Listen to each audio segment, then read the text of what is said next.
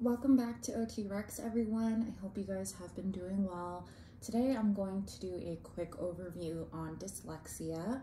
Several of you have been requesting more on the mental health and learning disability videos, and I have slowly but surely been working on it. So I'm starting with dyslexia because I recently did a deep dive and did some research on it for one of my clients, so I thought it'd be great to share it with you.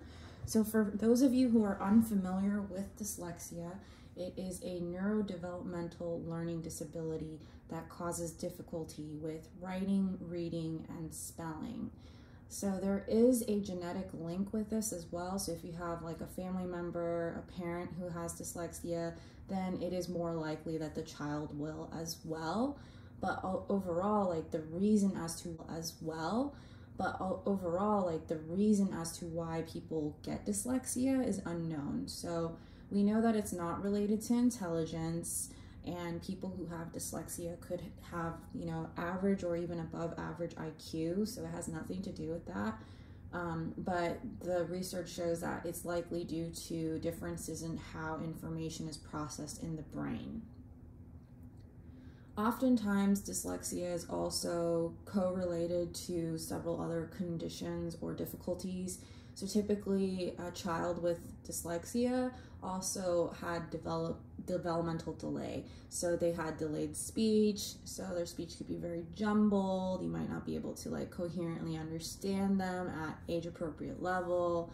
And short-term memory, as well as planning and organization, is usually challenging for those with dyslexia. And ADHD as well as dyspraxia could be a comorbidity.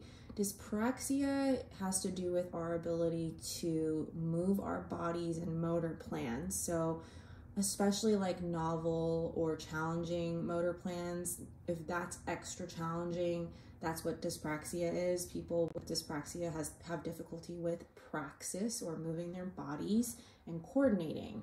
So it's a really good reminder to think about how not only the reading and the writing is impacted when someone has dyslexia, but think about all of the sequencing and organizing that's involved that can also get very challenging. So planning and organization go more into executive functioning, but if you have a difficult time like reading, spelling, then memory becomes challenging, and so does sequencing daily routines, which is very much in our realm as OTs. So let's go ahead and jump into some early signs. I broke it up into a simplified list. This definitely doesn't cover everything, and not everyone who has this diagnosis is necessarily going to have all of these difficulties. I think the diagnosis process is very complex. So we'll get into that a little bit, but let's start with those early signs. So at pre-K level, when kids are starting to learn how to, recognize the letters and sound out what they sound like, means A, things like that, learning letters is very challenging for people with dyslexia. So children's rhymes are also challenging, and these are things that kids around this age are being exposed to for that early academic, phonic, and reading skills, and this is really hard. So you'll kind of start to see those signs, and by kindergarten and first grade, you'll start to see more of it because the academic expectation increases. So we'll see confusion with the letters P and D. You might see it with B also. A lot of them look the same, like B, P, D, and even Q. So P and D is a confusion, and you may also see messy handwriting because of it. That makes a lot of sense. If they have difficulty perceiving and putting those letters together, then writing and formulating all that would be really challenging as well.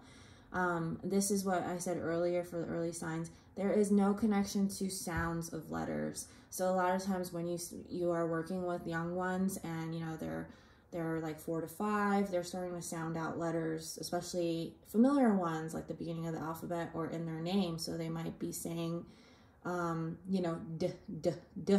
What does that sound like? We'd say D. But for people with dyslexia, this is a very difficult concept. There is no connection. So making that connection and bridge to learn letters and spell is going to be very challenging because they can't hear it and connect it in their memory to the letter. So they cannot sound out simple words because of that, and this is how, you know, reading and writing get really delayed, and you know, people start to see these concerns as kids get older because if they started off with, you know, some delays and they're trying to play some catch up, it just becomes harder when people with dyslexia, they're progressing in their academic skills, and you know, their peers are reading and writing at a certain level and they're still struggling with it, and that could be a really big hit on confidence as well. And it's just very frustrating for the child because they honestly don't feel very smart, and it's not because their ability, their intelligence or their ability to, you know, learn, it's impacted greatly by the fact that they have these difficulties with the writing and the reading.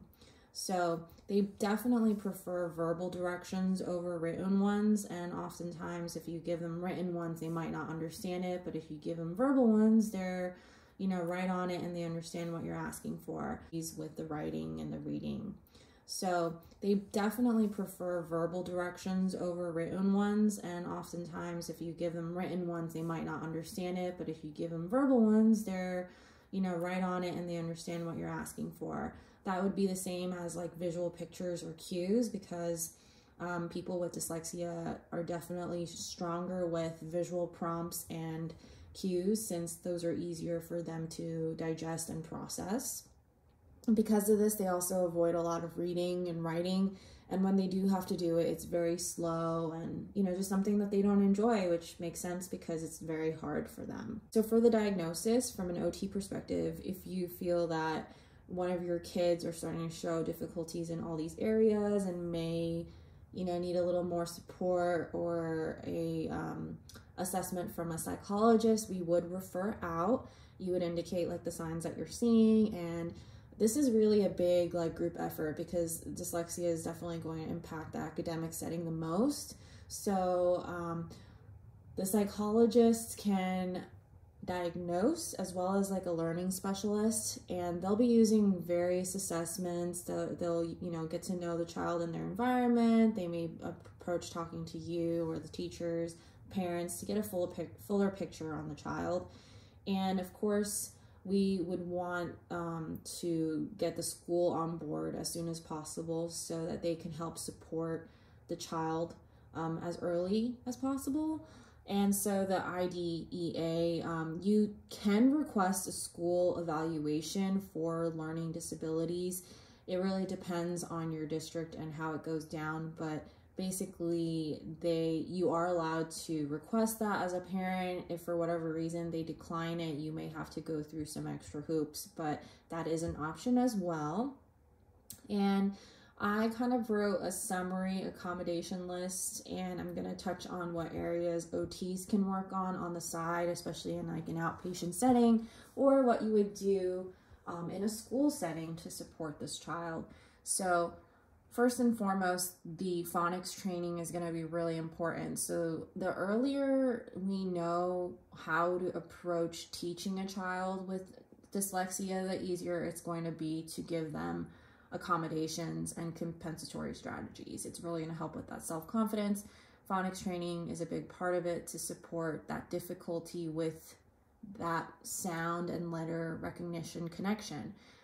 We also want to look into an IEP if possible, because at school you would get free services. So that could be OT as well as classroom supports or accommodations. And that's something, of course, the parents have to look into. Family education, I think, is the biggest part of it, and that's usually the case all around, because the better your family understands the child's needs, the better they can address it from home. You know, we only have a limited amount of time with our kids, so our clients, so it's really important that the family's going home and understanding, my child learns differently. What can I do to help facilitate their learning? Like, how can I coach them? How can I help them with homework? how can I decrease the frustration, and you know, so on. So the learning approach is very important to teach families. So in the school system, and I guess at home too, depending on how the family accesses resources, you can find assistive technology. So there might be like a reading machine or a keyboard that we can set up for the child if typing, you know, is easier, which it is, because you don't have to form the words and the letters in the words. And also a recorder, so that they don't have to feel rushed to jot down all their notes, and they can take it home and, you know, re-listen to it. So that was really helpful, and that's the case with dysgraphia as well. And so extra time, understanding that breaking up activities into smaller steps is going to help. We don't want to overwhelm people with dyslexia. We want to make sure the pacing is at a good point for them, so that they don't, letters are gonna go from there and go all the way down to blue or whatever it is, so that they have this visual prompt to understand the sizing of their letters. And of course, letter formation is a really big one. A lot of times kids will start to write their letters from bottom up, or just like break up the letters into smaller pieces and not connect them into strokes, because it's hard for them to visualize. So us coaching on the letter formation and being like, we start from the top, we go down, we jump back to the top and go around, and that's how you make a D or whatever it is. That kind of stuff is really helpful in helping them remember. And we're really big on being multisensory. So learning is very sensory, and I think multisensory learning strategies works the best for every individual, since all of us learn very differently. But I think for this population in particular, this is very useful, because you can use chalkboards, whiteboards, you can use sand, and you know, even put things on the table like shaving cream and work on pointing our fingers and writing letters together.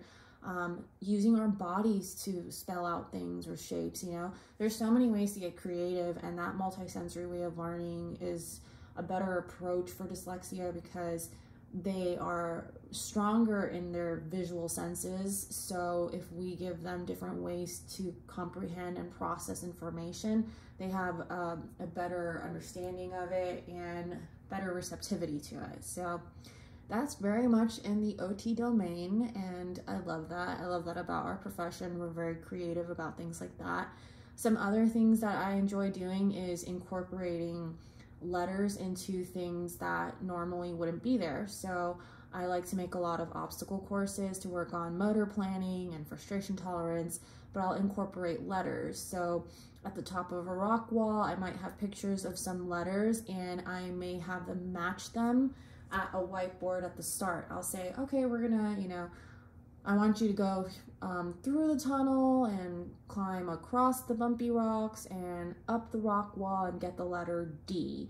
And then they have to go find it. It's fun and it's engaging. You can pair it with pictures to help with the sound recognition. When they come back down, we'll say you found the D, and we can write it on the board together. So that's very multisensory.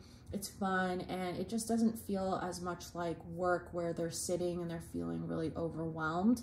So I think that's a great way to approach it, and something that OTs are, you know, perfect to teaching like parents about that kind of stuff, because a lot of times our parents think, you know, we're gonna be sitting at a sedentary desk and I'm gonna have workbooks and I'm gonna make them learn it that way.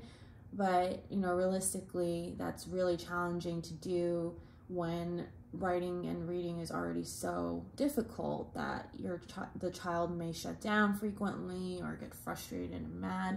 So we want to keep it fresh and try to make it as fun and engaging as possible. Another thing that I like to do when I start to kind of see these concerns at a younger age, whether they have a diagnosis or not, because the skills that we're addressing will still be the same regardless, right? Whether they have the diagnosis of dyslexia or not, we still know if they have difficulties with visual perception or letter formation. Those are all areas, body awareness, spatial awareness, we're still all going to be working on the same skills regardless.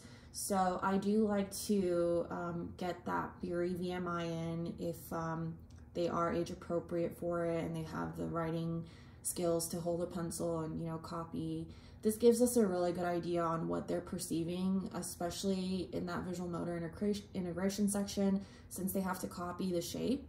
It's very different because a lot of times when you give them imitative shapes, like let's say you drew a cross, and you say, okay, can you draw the same thing I drew? They just saw you do it, so they might be able to go down and across.